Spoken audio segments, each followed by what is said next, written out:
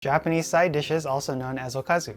In this video, we're going to be talking about 5 things to avoid doing next time you make your Japanese side dishes so that they can be a beautiful and delicious success. Plus, I got a new technique for you to help you remember for the rest of your life. Even if you can't read Japanese, you can listen and you can speak, possibly. At least that's what parrots do, right? Like the saying goes, elephants never forget. Or do they? If we haven't met before, my name is Pat Tokuyama and I help people learn how to cook plant-based Japanese food. If you like this video, please give it a thumbs up now or before you're done watching. It really helps my channel grow and reach more people just like you. Yoroshiku onegai shimasu. Thank you in advance. Ora ora, chotto matte yo. Hold up, wait a minute. Have you seen the last 3 videos in this series? If not, you might want to go back and check the description, the playlist that I put together so that you don't miss any of the little bits and pieces that I shared with you in terms of making a Japanese meal. A traditional one, and a plant-based one at that. And it might be just what you need and what you were looking for. You know, like the kind that you get in Japan. Wonder why I said it like that? So I'll tell you. Funny story actually, but you gotta wait until the end of the video. Picking up where we left off, ichijuusansai, 1 soup, 3 dishes. Today we're gonna be expanding on that with okazu. Fukusai, also known as side dishes, Japanese side dishes, which come in many different shapes, sizes, forms, flavors, textures, aromas. Simple ingredients, simple cooking, tasty food, tasty times. That is, if you avoid what I'm about to tell you. Kiten no kai? Are you listening? So the first dish that we're going to be talking about is one of my favorites, ohitashi. Ohitashi means to literally soak something. In this case, we're going to be talking about vegetables like spinach, eggplant, and a variety of other vegetables that make for a very delicious side dish and appetizer, whatever you want to call it. Ohitashi, if you haven't heard of it before, is basically some food that has been simmered in dashi-based sauce or broth. It's very rich and savory in terms of flavor, not necessarily calories. And if you use vegetables, it's a great way to enjoy them. Plus, another benefit is that you can enjoy it all year round, all 4 seasons. So if you like to cook seasonally with different vegetables throughout the year, you can do so with ohitashi. And you can do it hot or cold, depending on your mood, just like in Japan. Curious what not to do with ohitashi? First thing is not garnishing your ohitashi with some sort of a accent. So as you can imagine, sometimes the littlest things make the biggest difference between something that's just plain and ordinary versus something that's more memorable. And in this case, ohitashi is very, very flexible in terms of what you can put on it. So for spinach, for example, spinach ohitashi is one of my favorite ways to enjoy this okazu or side dish. You can put grated ginger, you can put maybe some katsuobushi, which is the fermented fish flakes. You could also put on maybe grated sesame or ground sesame, freshly toasted of course, as well as anything else that you desire. And just that little accent of flavor tends to bring out a little bit more contrast, another dimension of flavor, which makes a big difference, even with just a little pinch. When you make ohitashi, it's simple to actually use a little bit too much liquid than you actually need to. And one of the things that you can do to make sure that you don't do that is to just barely cover the vegetable or the food with the liquid. So it's just peeking out from the surface. That's what you can imagine your food to be doing. And if you have a lot of leftover liquid, save it for a different variation or a different vegetable, for example. That way you can enjoy twice as many vegetables with the same amount of liquid. And the best way for you to remember this is going to be a little bit of onomatopoeia, and it's going to go something like this. Hita, hita, hita, hita, hita, hita, hita, hita, hita, hita, hita, hita, hita, hita, hita, hita, hita.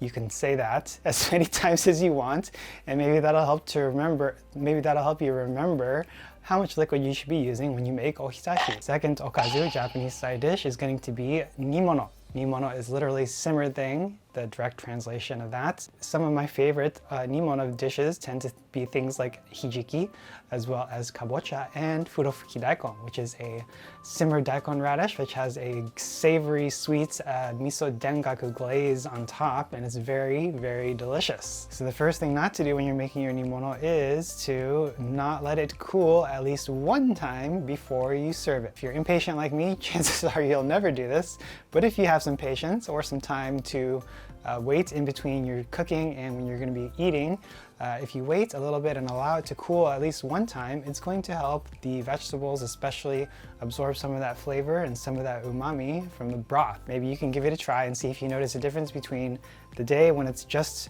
finish cooking, and then the next day. See if there's a difference in flavor that you can tell.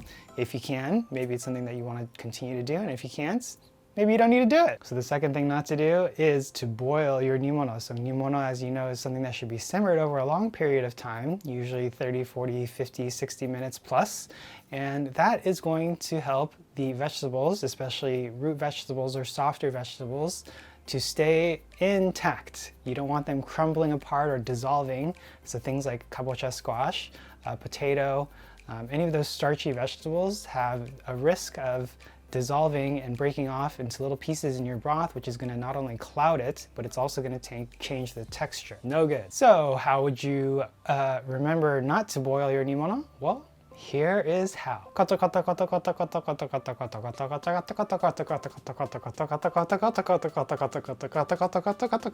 should be making a very gentle noise, kind of like that. Third Japanese side dish that I love to eat as part of a meal is agemono. Agemono is literally fried things, and there's all kinds of different fried foods that are just waiting for you to discover in Japan if you've never been there. And if you have been there, you know what I'm talking about. Some of my favorites include agadashi tofu, which is a tofu that's been cooked in a dashi broth or fried and then added to a dashi broth.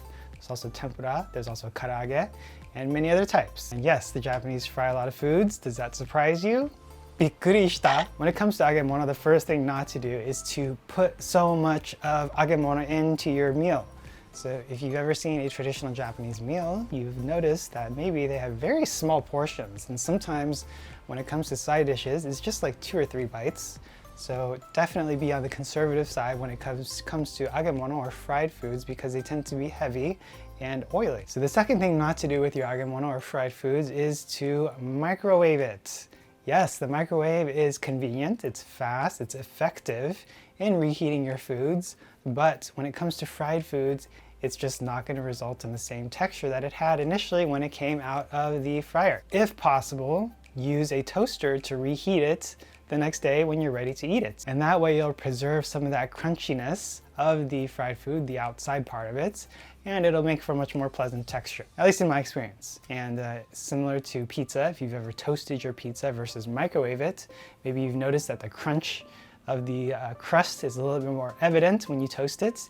And if that's something that you're into, maybe that's something you want to try with agemono or Japanese fried food. Oh yeah, and a bonus tip about frying foods before we get into the way that you're going to remember this is to always use a paper towel, a wire rack, and or a piece of paper to soak up that residual oil. So how are you going to remember this? The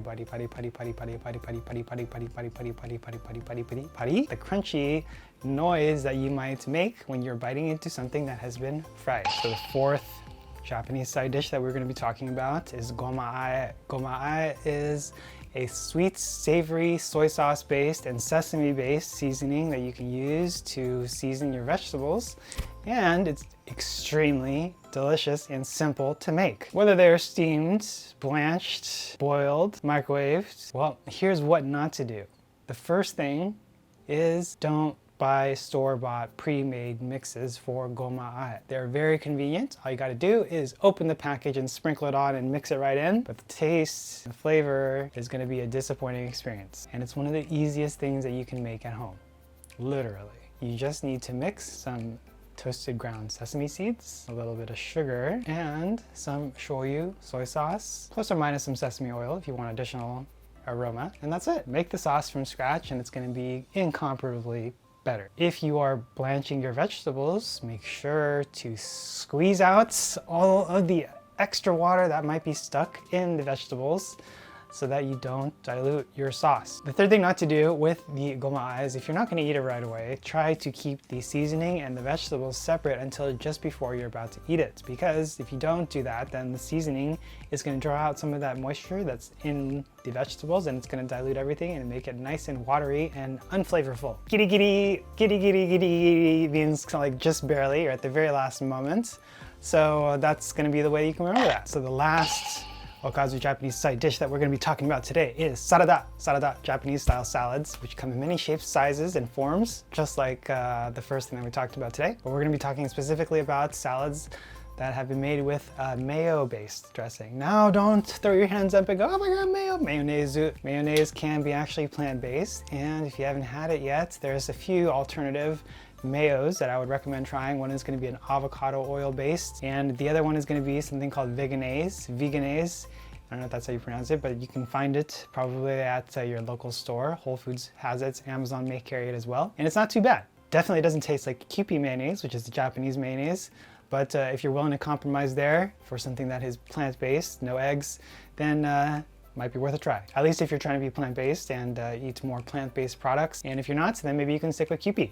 Totally up to you. And I'm not really sure if there's a plant-based Japanese mayo. If there is, let me know in the comments. I have not seen it yet, but I'd be interested in trying it out if you know of one. So the second point with mayonnaise is to use a little bit of acid. Acid is going to help to liven things up and bring out some of the flavors that you may not have noticed before.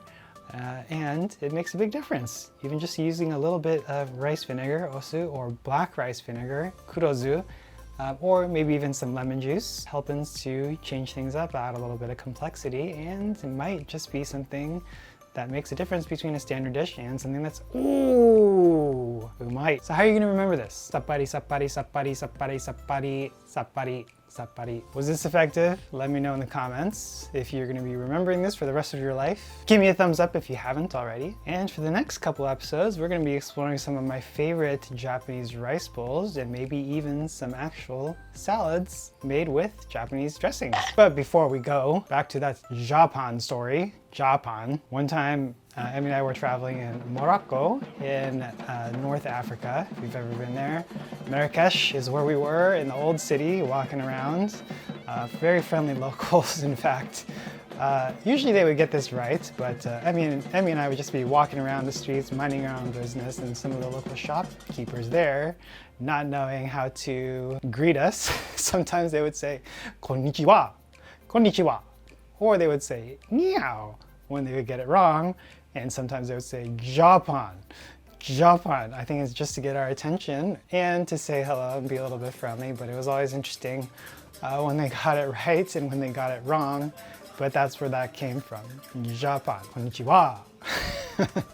So that's where that came from. If you've ever had experiences like that traveling, maybe you can relate. And if you haven't, maybe you got a little giggle out of that, but that's the story.